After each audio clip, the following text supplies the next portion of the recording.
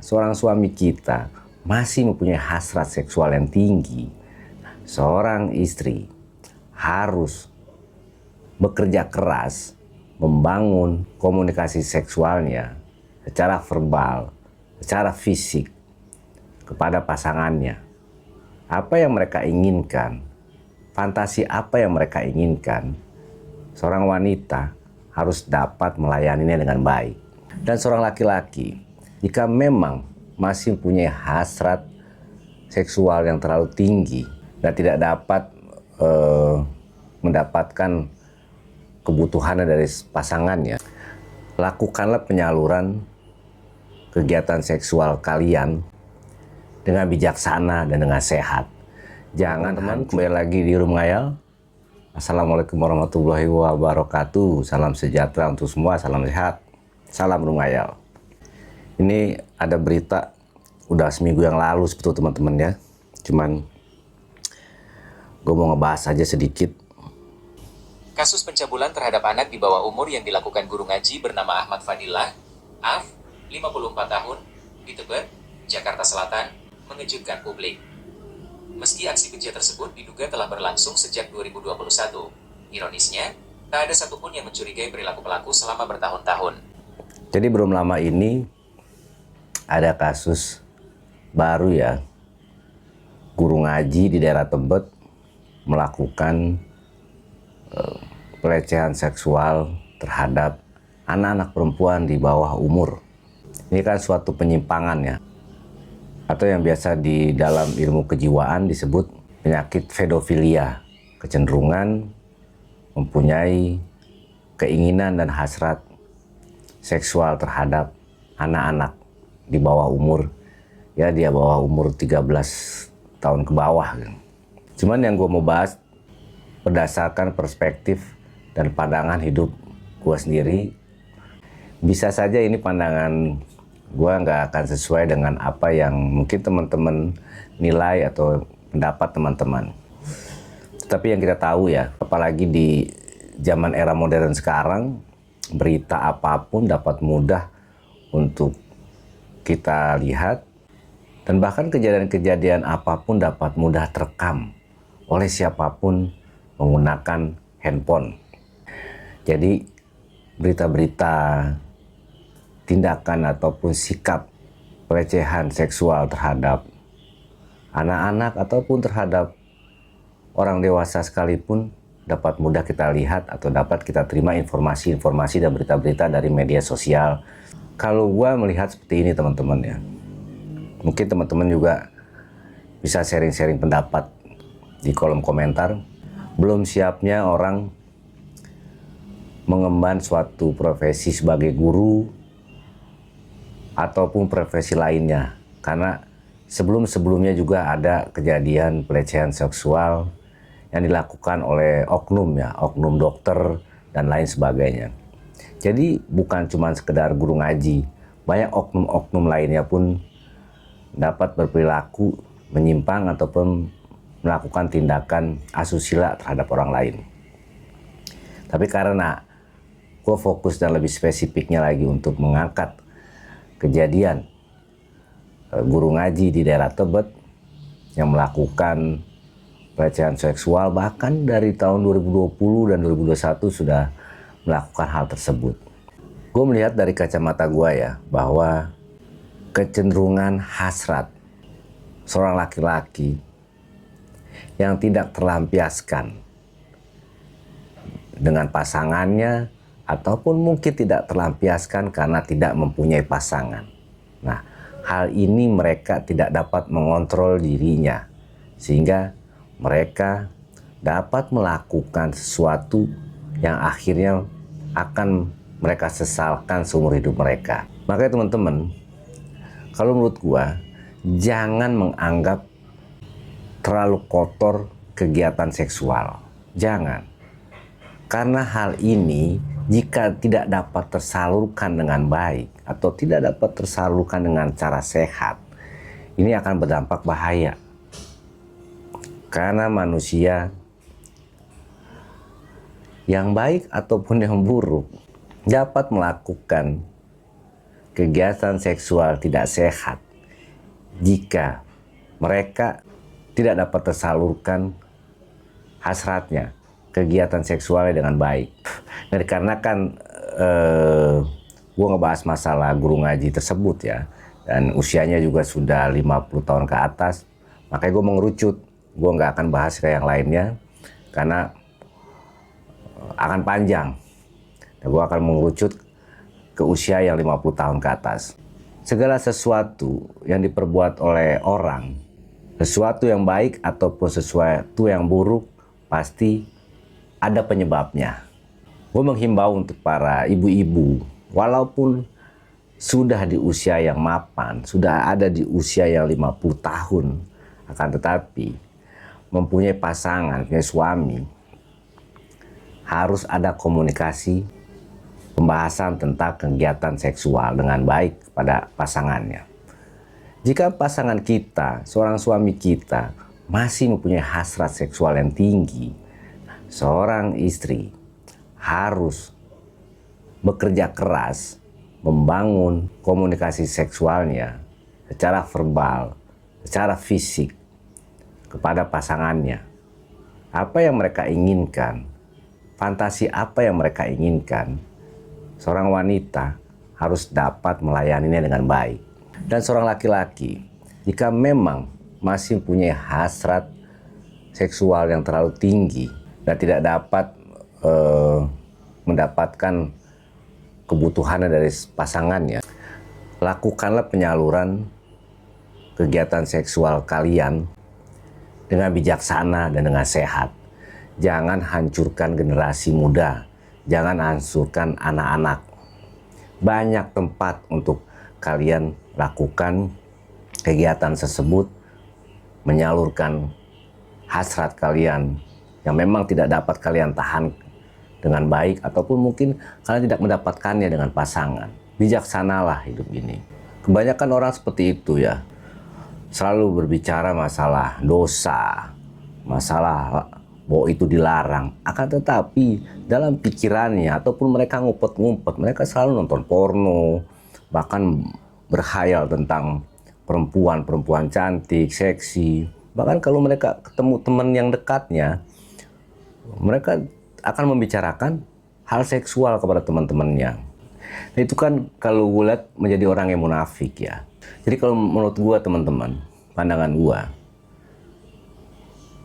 keinginan kita tentang hasrat seks ya, untuk orang-orang yang dewasa, jangan dijadikan suatu aib. Jadikanlah itu suatu kebutuhan. Jika memang kita masih membutuhkan hal tersebut. Karena yang gue lihat teman-teman ya, gue analisa tentang kejadian-kejadian yang banyak ada di berita, pelecehan-pelecehan seksual. Ini gue cenderung melihat kebanyakan mayoritasnya orang-orang yang terpenjara dalam hal profesinya, terpenjara dalam mengekspresikan hidupnya. Karena berbeda dengan orang yang bebas ya, mungkin orang yang biasa-biasa saja, yang mungkin dilihat dari masyarakat itu bukan suatu panutan. Dia akan bebas melakukan apapun dan dia merasa cuek untuk melakukan apapun. Ya katakanlah teman-teman, di kota-kota besar itu kan banyak ya tempat-tempat spa, tempat-tempat ya untuk menyalurkan hasrat mereka ya, para lelaki ya, dalam tanda kutip yang dianggap sama orang-orang baik, dianggapnya bahwa lelaki hidung belang lah. Tapi gue melihat mereka tidak munafik tentang hal tersebut karena mereka memang membutuhkan. Akan tetapi mereka tidak merusak hidup orang lain. Mereka hanya merusak diri dia sendiri. Berbeda dengan guru yang dianggap guru ngaji ini ya, bapak ini ya. Dia terkesan baik, akan tetapi dia menghancurkan kehidupan anak-anak. Dia merugikan orang lain, bahkan dia merugikan orang tua dari anak ini. Ini dampaknya bukan sekedar malu teman-teman, bukan. Akan tetapi kita akan mengkhawatirkan psikis dari anak-anak tersebut. Apakah terganggu atau tidak anak tersebut. Karena begini teman-teman, Dulu gue punya temen kerja bareng. Dia lebih muda lah, seorang perempuan yang lebih muda, jauh di bawah gue. Tapi dia sering curhat, karena kebetulan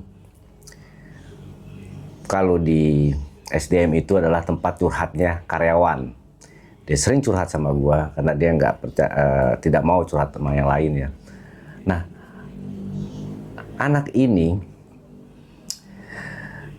dia terganggu psikis ya, dan dia sering izin untuk ke psikiater karena dia mempunyai masalah kejiwaan sedikit lah gitu. Karena kan dia punya trauma sebelumnya dengan orang yang tidak jauh, sebetulnya masih orang yang dekat di keluarganya. Dia ada dilecehkan waktu dia masih kecil, sehingga dia pun walaupun mempunyai pacar pada saat itu, kalau saat ini sudah menikah ya alhamdulillah, pacar pada saat itu, dia tuh takut untuk berumah tangga, untuk nikah lah gitu, takut. Akan tapi usianya sebetulnya untuk seorang wanita sudah pantas untuk menikah. Nah, bisa terjadi kepada anak-anak korban dari bapak ini. Kita khawatir, atau gua khawatir lah, akan terjadi dampak seperti itu. Takut akhirnya merasa kesal atau benci dengan figur seorang laki-laki. Jadi menurut gua, orang yang melecehkan atau membuat kerugian kepada anak-anak di bawah umur, itu mereka lebih jahat dan mereka lebih hina menurut gua ya, dibanding orang-orang yang mungkin di dalam suatu agama ajaran dia pasti salah, berdosa, tapi dia melakukan kesalahan tersebut merugikan dirinya sendiri, tapi dia tidak merusak orang lain ataupun dia tidak merusak anak-anak. Gua nggak bilang kegiatan itu baik, tetap yang lebih baik adalah orang yang mau menjalankan suatu aktivitas seksualnya dengan orang atau pasangan sah, pasangan yang sudah dia nikahkan.